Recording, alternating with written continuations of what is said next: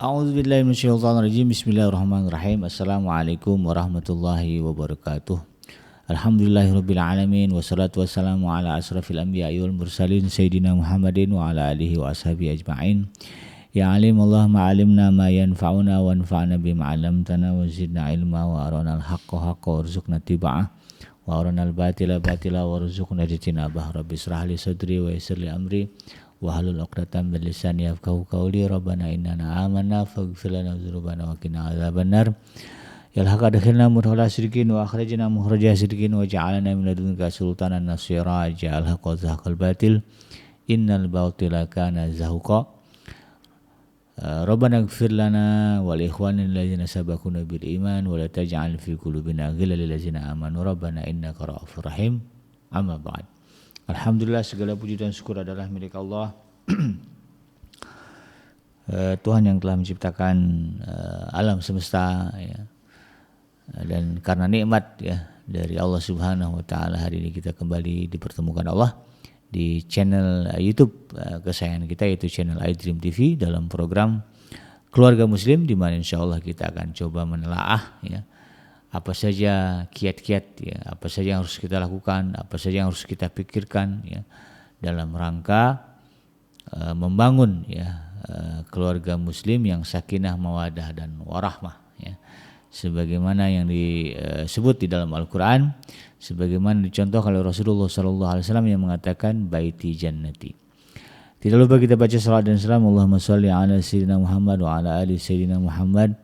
Assalamualaikum ayuhan nabi wa rahmatullahi wabarakatuh. Semoga Allah terima salawat dan salam yang kita baca dan dilimpah curahkan kepada para nabi dan para rasul, wabil khusus, ya, Rasulullah Muhammad sallallahu alaihi wasallam. Dan semoga kita termasuk ke dalam kelompok orang yang akan berbahagia ketika berjumpa dengan Allah Subhanahu wa taala nanti di yaumul mahsyar, ya.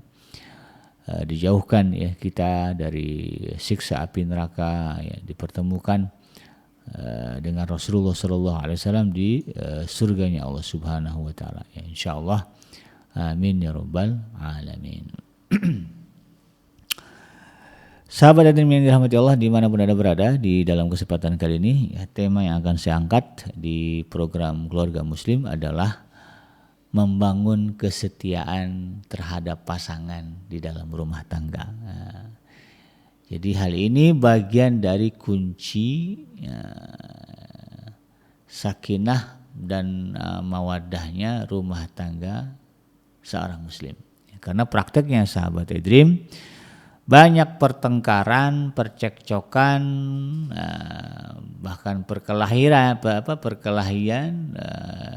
dan kemudian perceraian, bahkan nauzubillah, ya, terjadinya juga pembunuhan, ya, antara suami dan istri gara-gara persoalan kesetiaan, komitmen terhadap pasangan masing-masing untuk setia di dalam mengarungi bahtera rumah tangga, ya. Munculnya istilah-istilah buruk, ya, seperti selingkuh misalnya, ya, atau perselingkuhan, ya, sekarang ini menjadi sebuah fenomena yang, ya, jangan sampai ini, ya, seperti hal yang lazim, biasa, ya. Saya kadang-kadang kalau udah dengar orang ngomong selingkuh, mikir, ya Allah, kok gampang, ya, melakukan perbuatan yang jelas-jelas diharamkan, ya, di dalam syariat agama kita, ya. Ya. Jadi jangan pernah memandang perselingkuhan itu sebagai sebuah kenikmatan, ya. Justru perselingkuhan itu adalah sebuah penyakit yang akan membawa kita, ya, kepada kesengsaraan, ya. Prakteknya kan nggak ada orang yang mau sakit atau ketularan penyakit, gitu. Kayak waktu zaman-zaman awal-awal COVID itu pada takut orang terkena penyakit COVID, gitu. Sehingga melakukan hal-hal yang sifatnya preventif, pencegahan, ya, jangan sampai kena. Nah, maka demikian juga ketika kita berbicara misalnya itu tadi, ya, penyakit perselingkuhan di dalam rumah tangga, jangan sampai, ya, kita tertular. Maka kita lakukan tindakan-tindakan, perbuatan-perbuatan, sikap-sikap yang akan menjauhkan kita dari terjangkit ini, ya. Jadi ke bawah-bawah selingkuh juga, ya. Ini harus kita lakukan bersama, baik oleh istri maupun suami, ya. Jangan sampai kemudian, ya, kita terhambat masuk surganya Allah Subhanahu wa taala karena dosa perzinahan. Dan ingat ya, bahwa perselingkuhan itu kan kalau perselingkuhan itu yang dimaksud adalah perzinahan ya. Artinya seorang yang sudah menikah ya, statusnya sebagai istri orang atau suami orang, kalau kemudian melakukan perzinahan ya dengan laki-laki atau perempuan yang lain, ini namanya pelakunya muhsan ya. Nah itu dosanya berat, besar ya. Dan kalau membersih dari dosa selingkuh ya, dalam tanda kutip perzinahan ini ya, itu ngebersihnya harus dihukum mati ya, dengan cara dirajam ya, dikubur badannya sampai separas dada ya, supaya nggak bisa lari, lalu kemudian dilempari pakai batu sampai mati ya, itu beratnya. Jadi kalau pengen instan ngebersihin diri dari dosa zina muhsan itu ya, caranya begitu ya, dikubur separas dada lalu kemudian dilempari dengan batu sampai mati, barulah bersih ya dari dosa zina. Makanya kemudian jangan anggap itu hal yang biasa ya. Berlindunglah kepada Allah Subhanahu wa taala dari dosa perselingkuhan ya, dari bahaya perselingkuhan. Bahkan Allah Subhanahu wa taala kan sudah menegaskan ini dalam Al-Qur'an, wala taqrabu zina ya, innahu kana fahisata wa sa'a sabila. Ya, seorang orang muslim itu, orang Islam itu harus ya, aware terhadap yang namanya perzinahan, karena zina itu adalah sa'asabila ya, kana fahisata wa sa'asabila, ada perbuatan yang keji dan jalan yang buruk. Makanya wala taqrabu, jangan dekat-dekat. Nah, ya, dekat aja nggak boleh, apalagi nyemplung ke dalamnya. Nah, ini yang kemudian harus kita pahami ya. Maka dari sini sahabat hadirin yang dirahmati Allah ya, seorang suami ya atau istri agar kemudian dia selamat dari dosa perzinahan ya, dosa perselingkuhan ya, keburukan perselingkuhan, perzinahan, perbuatan selingkuh itu ya, harus membangun ya, komitmen untuk setia dengan pasangan masing-masing. Suami punya komitmen setia dengan istri, istri punya komitmen setia dengan suami. Nah, ya. Abi Genji kan ada bab poligami, itu nanti ceritanya lain ya, ada pembahasannya ya. Karena kalau bicara poligami ini ya, saya sepakat dengan apa yang dikatakan oleh Ustaz Somad ya. Poligami itu emergency exit ya, atau emergency door ya, pintu darurat ya. Jadi kalau ada masalah problem ya di dalam rumah tangga ya, memang nggak ada solusinya kecuali poligami ya, baru dipakai. Nah, jadi bukan tanpa sebab gitu ya. Dan pembahasannya bukan ini ya, nanti kita akan bahas lah kalau memang ada yang minta. Nah adapun kesetiaan ini ya sahabat hadirin yang dirahmati Allah ya, jadi pasangan yang setia itu bukan berarti pasangan yang kemudian bukan berarti ya, yang memutuskan untuk tidak akan menikah lagi kalau salah satunya meninggal duluan. Bukan begitu juga, artinya jangan berpikir bahwa istri yang setia itu kalau saya mati gitu kan duluan, dia nggak kawin lagi tuh. Sebab ada juga kasus begitu ya sahabat. Saya ada seorang teman ya, dia cerita ya, suaminya itu sampai minta disumpah ya, dengan menyebut Allah bahwa dia tidak akan menikah lagi kalau sekiranya ya, dia meninggal duluan. Bayangkan ya, ada orang yang modelnya begitu ya.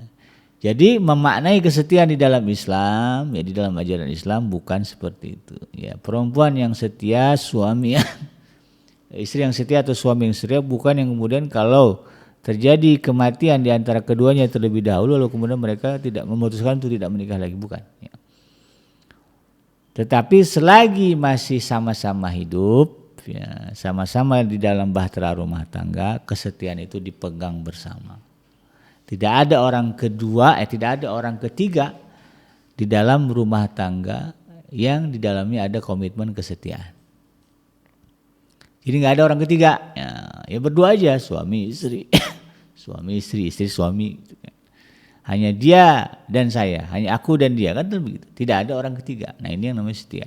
Tapi kalau kemudian salah satu dari keduanya, ya suami atau istri kemudian meninggal, bukan berarti kemudian tidak tergantikan, tidak ada penggantinya. Ya. Karena menikah itu sendiri adalah bagian dari ibadah. Menikah itu adalah sumber pahala bagi seorang muslim. Ya, jadi ada kebaikan-kebaikan yang besar yang bisa kita dapatkan dari rumah tangga. Makanya prinsip single parent itu tidak terlalu dibesar-besarkan di dalam Islam. Ya, bahkan kalau kita lihat contoh-contoh ya praktek-praktek di zaman para sahabat ya bahkan di zaman Rasulullah SAW itu tidak menjadi hal yang lazim ya single parent itu. Ya, bahkan Rasulullah SAW ya dalam beberapa banyak riwayat yang merasa kasihan kepada single parent. Lalu kemudian beliau memutuskan untuk menikahinya. Karena setelah dilihat dari sekeliling yang ada tidak ada yang pantas layak gitu kan. Dengan segala tentu dengan pandangan ya dengan visi seorang Rasul ya, maka beliau menikahi beberapa wanita yang statusnya adalah janda ya, ditinggal mati atau janda yang dicerai ya. Ada seorang wanita ya, namanya Ummu Habibah kalau nggak salah ya. Suaminya murtad lalu kemudian beliau dinikahi oleh Rasulullah SAW. Jadi ada banyak ya, kalau Ummu Salamah bahkan suami meninggal, ya, anak banyak. Ya. Rasulullah kasihan, dan beliau adalah perempuan yang sangat mencintai pasangan. Ya. Ketika dilamar oleh sahabat Rasulullah, beliau mengatakan tidak ada orang sebaik Abu Salamah. Ya, dibandingkan kalian gitu ya, kalian tuh tidak sebaik Abu Salamah. Dia sangat mencintai Abu Salamah. Tetapi ketika Rasulullah SAW datang, tidak mungkin Abu Salamah lebih baik daripada Rasulullah. Maka kemudian pinangan Rasulullah SAW diterima oleh Ummu Salamah. Bahkan ini ada seorang istri ya dari seorang sahabat yang bernama Ja'far bin Abi Thalib ya. Nah, ini sepupunya Rasulullah SAW. Ya, sepupunya Rasulullah SAW. Beliau Sayyidina Ja'far bin Abi Thalib ini syahid ya di dalam perang Uhud kalau nggak salah ya. Beliau dijadi pemegang panji, lalu kemudian dikejar sama orang kafir, ditebas tangannya, lalu kemudian jatuh bendera, dikepit pakai kakinya, datang lagi orang kafir, disabet betis pahanya, lalu kemudian bendera itu jatuh, sebelum jatuh diambil oleh sahabat yang lain. Ya, beliau syahid ya, Sayyidina Ja'far bin Abi Thalib ya. Ini beliau adalah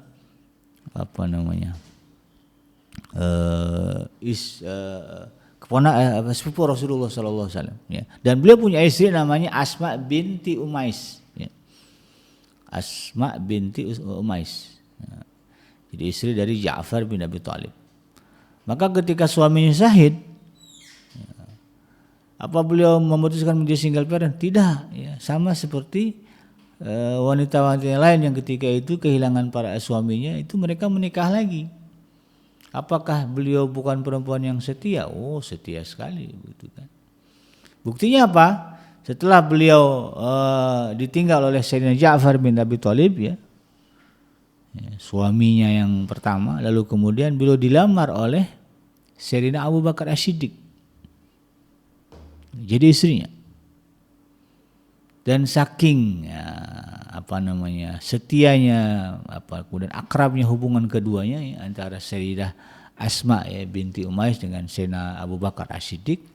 Sayyidina Abu Bakar berpesan kepada Sayyidah Asma ini ya, istri beliau ini, kalau aku mati nanti tolong kamu ikut mandikan saya.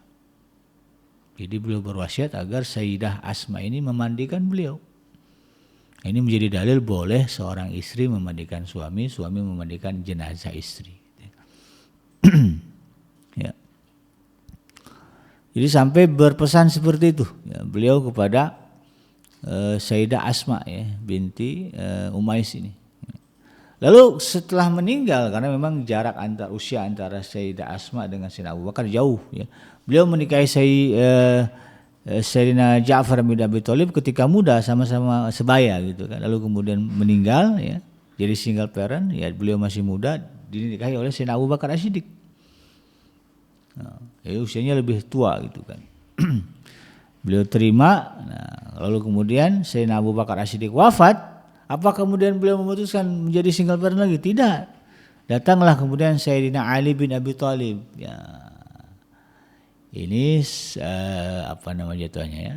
Sepupunya suami almarhum suami yang pertama, itu ya. Ya. Jadi Sayyidina Ja'far dengan Sayyidina Ali bin Abi Thalib ini saudaraan begitu kan. Sayyidina Ali itu yang paling bungsu. Lalu kemudian diterima pinangannya, menikahlah beliau dengan Sayyidina Ali bin Abi Thalib.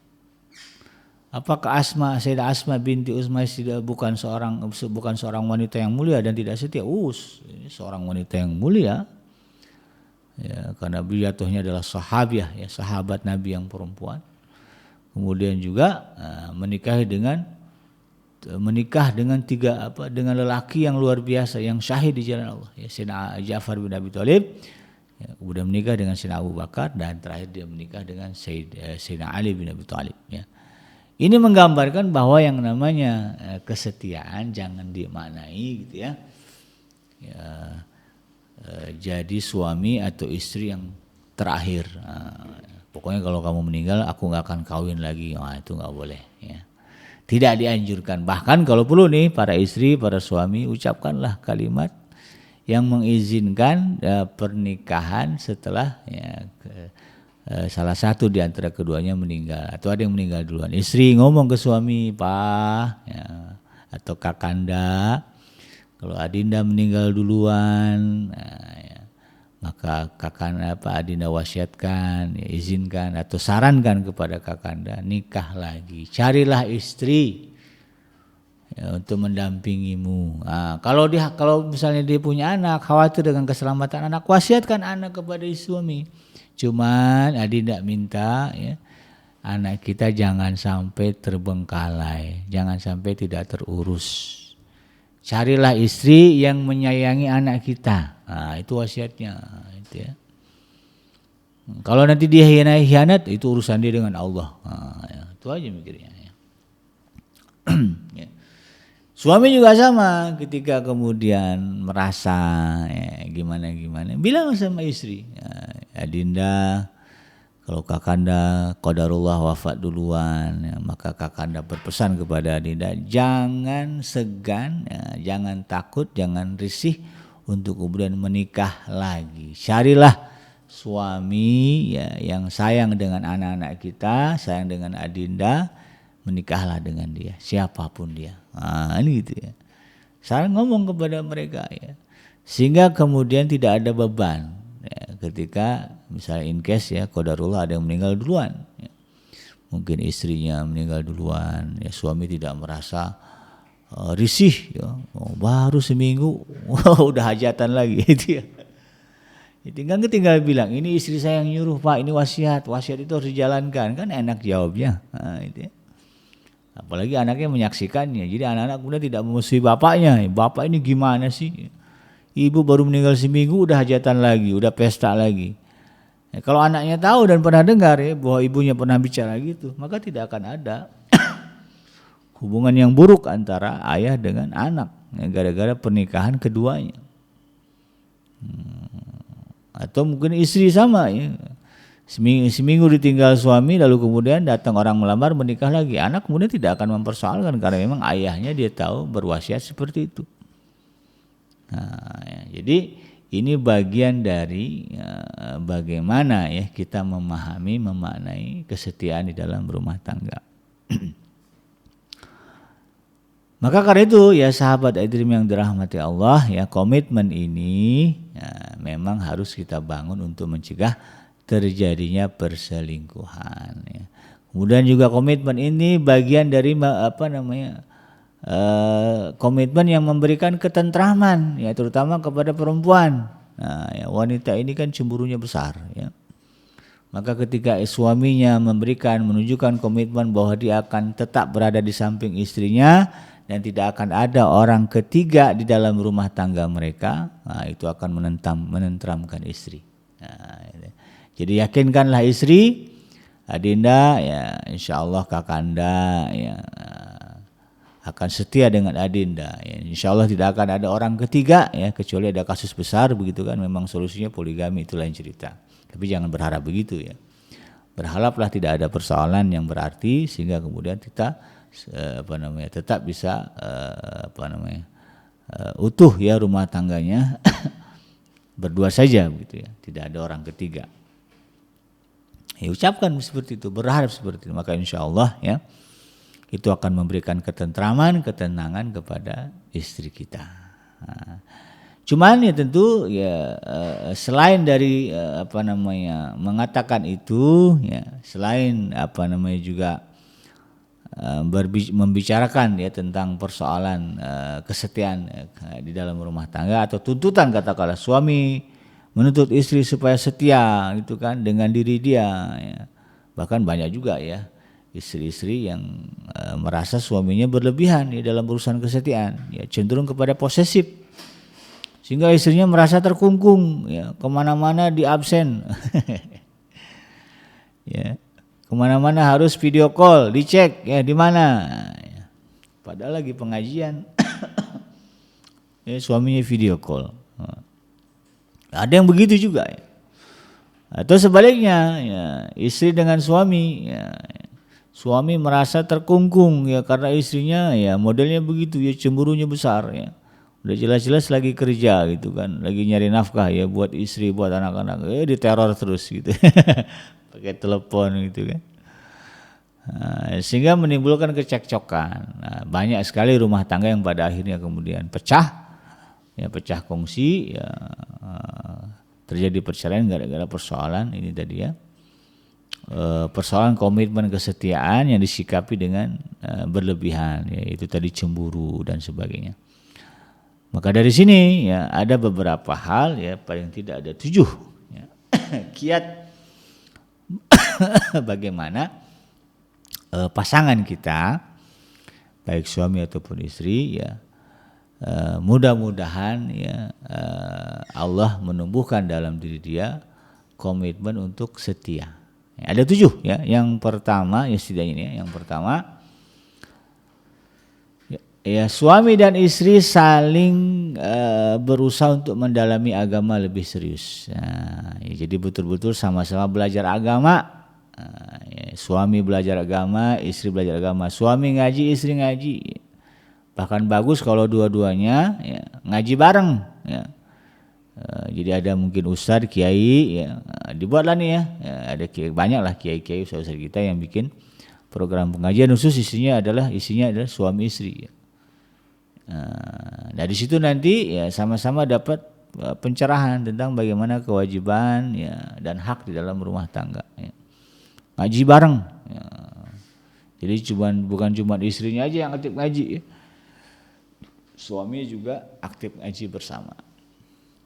Karena rumah tangga itu pondasi utamanya adalah ilmu agama. Ya. Karena agama yang memerintahkan kita berumah tangga, ya, maka agama kita harus serius ya.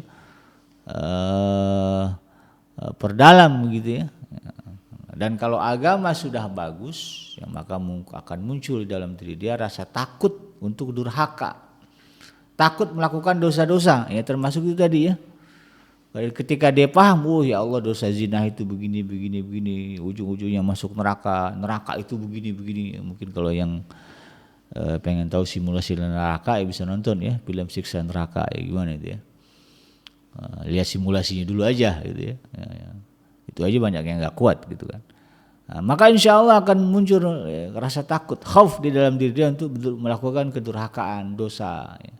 Menimbulkan persoalan-persoalan, ya, keributan-keributan di dalam rumah tangga dia. Nah, itu yang sebagaimana Allah sebutkan di dalam surah Fatir ya, ayat yang ke-28, innama yakhsyallahu min ibadihil ulama. Ya. Yang takut kepada Allah itu hanyalah hamba-hambanya. Dan Allah spesifikkan hamba-hamba itu adalah ulama. Siapa itu ulama? Ya orang berilmu.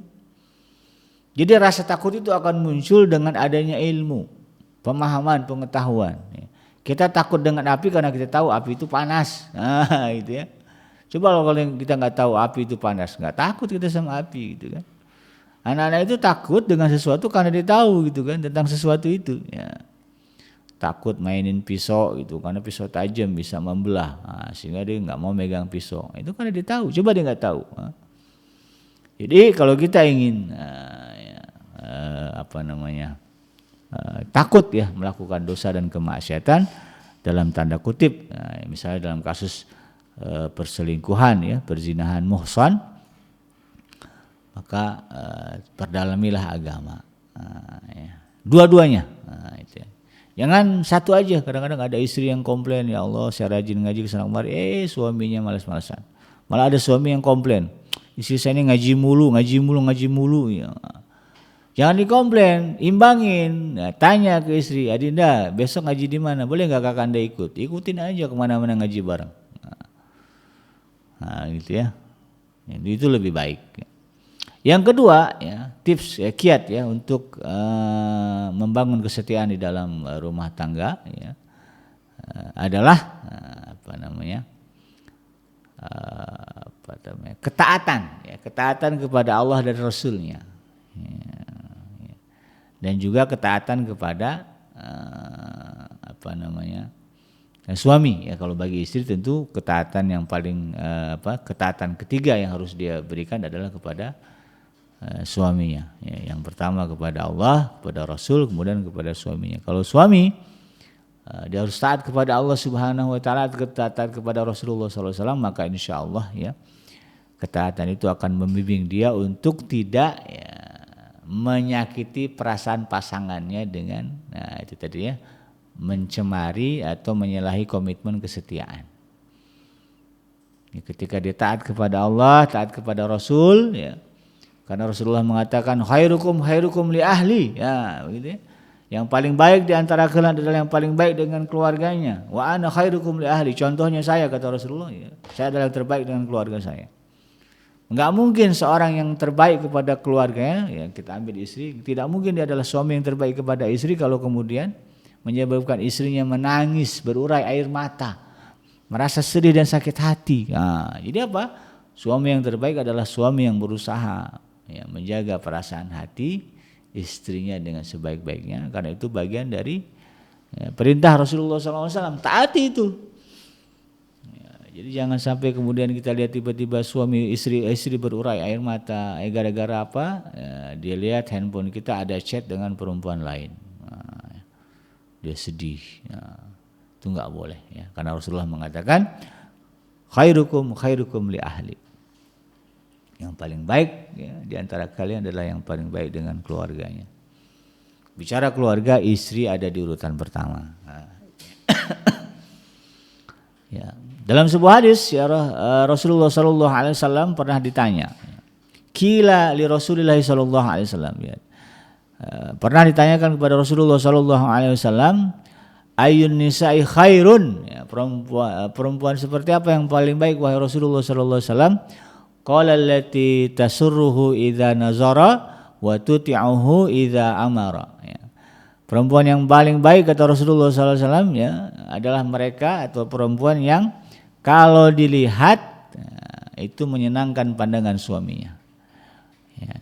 Wa tuti'uhu, dan menaati suaminya ketika diperintah ya. Kalau suaminya nyuruh ya, maka dia tidak menyelisihi perintah suaminya ya.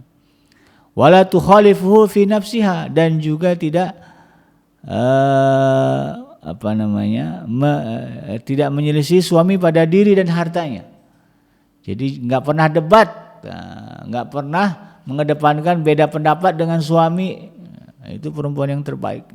Kan banyak ya suami yang pusing hadapin istri apa-apa debat. Nah, jadi pada istri yang suka mendebat suami, tobatlah, insaflah, karena Rasulullah mengatakan salah satu ciri perempuan yang paling baik, ya, paling baik berarti apa? Layak mendapatkan surganya Allah Subhanahu wa taala, begitu ya, adalah mereka yang cirinya itu tadi ya, wala tukhalifu fi nafsiha ya. Tidak menyelisihi suami baik dalam urusan harta dan juga dalam urusan diri dia ya. Jadi taat. Kalau suami bilang, "Ma, rumah ini kita cat warna oranye." "Siap, Bang." Pergi ke toko pasar, ke toko cat, beli cat warna oranye ya. Dicat ya. Masa bodoh deh orang mau ngomong apa, suami saya udah nyuruh. Nah, itulah ya. Sampai seperti itu kurang lebih. Nggak mau mendebat, berselisih pendapat dengan suaminya. Kemudian apa? Di dalam ini wala tukhalifuhu fi nafsiha wa maliha bima yakrahu, sehingga kemudian membuat suami tidak menyelisih pendapat suaminya, membuat suaminya dibenci. Nah, itu ya. Jadi perempuan terbaik itu kata Rasulullah SAW adalah dia yang enak dilihat, good looking. Good looking itu perspektifnya suami ya, bukan perspektifnya orang lain begitu ya. Tanyalah kepada suami, abang senangnya saya pakai baju apa, ya bersolek pakai hiasan apa, ya tanya kepada suami. Suami sukanya gimana, itu kan. Maka gunakan itu, pakai tampilan seperti itu. Ya. Kemudian taat kepada suami, dan tentu suami yang tadi taat kepada Allah dan Rasulnya tidak akan memerintahkan istri dalam keburukan. Nah ini kan kalau dua-duanya ngerti kan enak begitu ya. Kadang-kadang masalahnya yang ngerti cuma satu, akhirnya yang dia merasa menjadi korban aja gitu ya, harus berkorban begitu. Kemudian itu tadi ya, tidak berselisih yaitu berbeda pendapat dengan suami. Bang, 2024 nyoblos siapa Pilpres? Ya, coblos ini, ya Bang, siap. Jangan debat, ya, jangan beda sendiri gitu. Wah Bang pilih nomor 1, saya pilih nomor 2 aja. Itu nggak boleh. Ya, kalau suami pilih nomor 1, coblosan nomor 1 kan begitu. Nah, ini bagian dari istri yang terbaik. Nah, ini contohnya ya. Dan banyak lagi sebetulnya ya keutamaan-keutamaan, kebaikan-kebaikan dari istri yang memiliki ketaatan kepada suami ya. Tentu ya dia berbicara keseimbangan ya, istri taat kepada Allah, Rasul dan suami, maka suami taat kepada Allah dan Rasulnya dan menyayangi istrinya. Yang ketiga ya, tips kiatnya adalah ya, kalau bagi istri ya dan suami sama-sama memuaskan hasrat seksual masing-masing ya. Istri terpuaskan secara seksual dengan suaminya, suami juga merasa terpuaskan secara seksual dengan istrinya. Nah, jadi kalau ibarat main bulu tangkis TikTok lah mainnya ya, tok-tak, apalah gitu ya. Gayung bersambut begitu ya. Nah, jadi selagi masih bisa, selagi masih mampu, ya, sama-sama memuaskan, menyenangkan urusan seksual. Nah, ini sebagaimana dalam sebuah hadis yang diriwayatkan oleh Imam Bukhari ya, dari Abu Hurairah radhiyallahu anhu, ini sanadnya dari Abu Hurairah. Nabi SAW pernah bersabda, "Idza da'a ar-rajul imra'atahu ila firashihi fa'abat an tajya la'anathal malaikatu hatta tusbiha." Jika seorang lelaki mengajak istrinya ya, untuk tidur ya, di ranjang bersama ya, untuk melakukan hubungan seksual begitu maksudnya. Lantas si istri ya, enggan memenuhinya, ya, padahal nggak ada alasan itu kan, nggak sedang haid juga, nggak sedang nifas begitu, ya. Nggak sedang sakit juga, sehat-sehat, cuman nggak mau aja gitu ya. Nah, apa kata Rasulullah SAW? Ya. Jadi idza da'a ar-rajulu imra'atahu ila firashihi fa'abat, kalau kemudian dia enggan, antajya la'anat hal malaikah hatta tusbiha, maka malaikat akan melaknatnya hingga waktu subuh.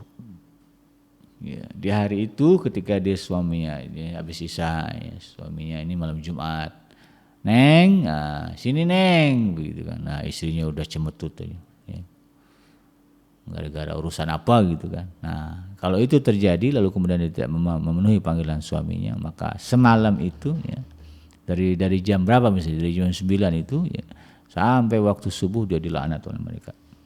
Dasar malaikat ini doanya mustajab. Nah, bagaimana kalau sosok yang doanya mustajab itu melaknat kita? Ngeri nggak itu? Dasar kamu perempuan nggak tahu diri, jelek, gendut, wah bahaya tuh. Ya. Kalau malaikat melaknat begitu itu ya. Jadi jangan-jangan tiba-tiba kita jadi obesitas. Nah, ya. Ini harus dipahami. Yang keempat ya, masing-masing sama-sama memperbaiki tampilan atau dandanan. Artinya apa? Istri berdandan, suami juga menjaga penampilan. Ini kadang-kadang ya banyak suami-suami komplain ya sebelum nikah istrinya langsing. Nah, begitu selesai nikah istrinya melar ya. Dia lupa dia juga sama, bahkan ya lebih parah gitu kan. Ya, itu nggak boleh. Jadi sama-sama memperbaiki penampilan, menjaga penampilan. Istri senantiasa menjaga penampilan cantik di depan suaminya, suami juga senantiasa berusaha menjaga penampilan ketampanannya ya di depan istrinya. Ya, dulu sebelum nikah ya klimis ya suka pakai minyak wangi, setelah nikah juga sama. Ya, jangan mentang-mentang udah nikah udah biasa boketek lah, itu nggak boleh ya. Tetap harus berusaha tampil maksimal dan sebisa-bisanya. Makanya anggarkan ya untuk istri kalau suami ya Adinda ini ya 50 juta untuk sebulan untuk skincare, ya, untuk perawatan. Kalau ada yang bisa ya, kalau nggak bisa ya secukupnya ya. Nggak bisa pakai skincare ya pakai Prescare aja lah ya, lebih murah. Gitu ya. Yang penting ada perawatan, ya, berikan. Ya. Nah istri yang paling baik ya meskipun suami ngasihnya nggak banyak, dia pintar cari bagaimana bisa merawat ya dandan ya gitu. Ini dalam sebuah hadis ya, ada dalam sebuah riwayat ya dikatakan dari Ibnu Abbas radhiyallahu anhu bahwa istri-istri kami kata Ibnu Abbas punya kebiasaan memakai pewarna kuku di malam hari ya, pacar ya. Jika tiba waktu subuh pewarna tersebut dihilangkan lalu mereka berwudu dan melaksanakan sholat. Setelah sholat subuh mereka memakai pewarna lagi. Ketika waktu tiba zuhur mereka akan menghilangkannya pewarna itu lalu mereka berwudu dan melaksanakan sholat. Mereka mewarnai kuku dengan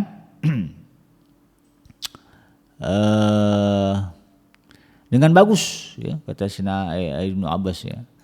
Namun tidak menghalangi mereka untuk sholat. Jadi perempuan-perempuan di zaman Rasulullah begitu memperhatikan ya tampilan mereka, dandan mereka kepada di hadapan para suami mereka. Jadi pakai kutek gitu ya, kutek zaman dulu gitu kan. Sehingga suami itu melihat dia selalu bergairah. Rusak bikin jadi banyak anak ya, pakailah sistem cara pengaman lah gitu ya. Yang kelima ya kiatnya adalah ya, saling atau sama-sama menumbuhkan sikap kerelaan atau kerelaan atas pemberian masing-masing. Artinya apa? Setiap pasangan harus punya sifat qanaah, merasa cukup ya, atas apa yang diberikan oleh pasangan masing-masing. Atas layanan masing-masing. Ya, suami, istri merasa cukup ya, atas pemberian suami baik dari nafkah uang bulanannya, ya, disyukuri gitu ya. Lalu kemudian suami juga menikmati ya, mencukupkan ya, merasa qanaah gitu ya, merasa cukup ya, atau ridho ya, terhadap pemberian istrinya. Ya, istrinya kalau masak ya bisanya ya apa yang ada di meja makan itu ya nggak ada lebih-lebih misalnya, ya, syukuri aja. Ya. Apa yang dihidangkan oleh istri di meja makan syukuri, ridho, terima, qanaahkan. Ya walaupun mungkin kurang membangkitkan selera makan kita ya nggak apa-apa. Supaya apa? Supaya kemudian tidak muncul kebencian di dalam diri kita, tidak muncul protes, tidak suka. Dan insya Allah ya bagi seorang muslim Allah lah sumber kecukupan. Ya, makanya kalimatnya kalau ini saya sarankan kepada istri ya, atau suami ya. Kalau kemudian merasa ya, apa yang diberikan oleh istri pasangan masing-masing kurang ya, maka ucapkan hasbunallah wa ni'mal wakil, ni'mal maula wa ni'man nasir. Ya Allah cukuplah Allah. Sadari itu walaupun suami ngasihnya kurang ya insya Allah kalau kita ridho ya karena Allah, rela karena Allah ya kita kemudian qanaah ya merasa cukup karena Allah. Lalu kemudian kita katakan itu ya hasbunallah wa ni'mal wakil. Yakinlah ya satu ayat di dalam surah As-Saff ya mengatakan wa may yattaqillaha yaj'al lahu makhrajan wa yarzuqhu min haitsu la yahtasib. Nah, siapa yang bertakwa kepada Allah maka Allah akan mencukupkan, maka Allah akan memberi rezeki dari arah yang tidak dia sangka-sangka. Allah dan memberikan jalan yang bertakwa kepada Allah akan memberikan solusi atas masalah dia. Ada ini solusinya. Lalu kemudian memberikan rezeki dari arah yang tidak disangka-sangka. Nah, ini prinsipnya ya. Dan yang keenam ya, agar kemudian masing-masing pasangan ya tumbuh rasa kesetiaan, komitmen kesetiaan. Ya, perbanyaklah kebersamaan ya atau waktu bersama dengan pasangan kita. Ya, artinya apa? Ya, banyak momen-momen dihabiskan bersama. Ya, tentu kalau yang kerja ya pulang kerja ya udah nggak kemana-mana tuh, ya. Nggak nongkrong, nggak hangout sama teman-teman di rumah, ya. Nemenin istri, nemenin anak-anak. Ya, istri juga sama gitu kan. Kalau suami ada di rumah nggak kemana-mana.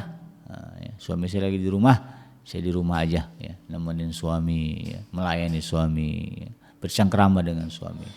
Nah, semakin banyak ya waktu yang kita habiskan bersama dengan pasangan kita, insya Allah akan menimbulkan rasa saling pengertian, ya, dan insya Allah itu akan menumbuhkan komitmen kesetiaan. Ya, dan memang pada dasarnya ya, istri ya diperintahkan untuk standby ya di rumah ketika suaminya memang menginginkannya. Nah, ya. Kemudian yang terakhir, yang ketujuh ya, kiat atau cara untuk membangun komitmen kesetiaan di dalam rumah tangga adalah saling mengingatkan dengan cara yang ma'ruf ketika terjadi kesalahan. Ya, suami misalnya tiba-tiba ya tergoda oleh perempuan lain ya dan punya niatan mau berselingkuh padahal itu satu hal perbuatan dosa, ya mau zina, ingatkan, abang ingat ya, kalau abang berzina dosanya berat ya. Abang statusnya muhsan, kalau muhsan abang nanti kalau mau bersih dari dosa zina harus direjam, abang mau direjam ya, dicetak aja abang marah ya apalagi direjam ya.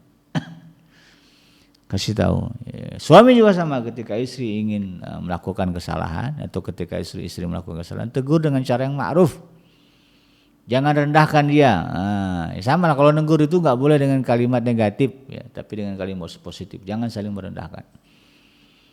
Hei item, hei kuntet, itu kan kalimat jelek, nggak boleh. Ya. Ucapkan dengan kalimat-kalimat yang positif, yang baik untuk menegur pasangan kita. Sedangkan Nabi Musa aja ketika dia akan dakwah kepada Firaun gitu ya, Allah memerintahkan Nabi Musa yang menegur dengan waqulu qaulan layyina, kalimat yang lembut.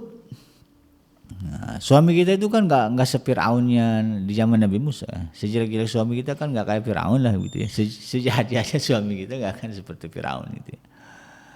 Maka ya tentu harus lebih lembut lagi di dalam menegur kesalahan dia.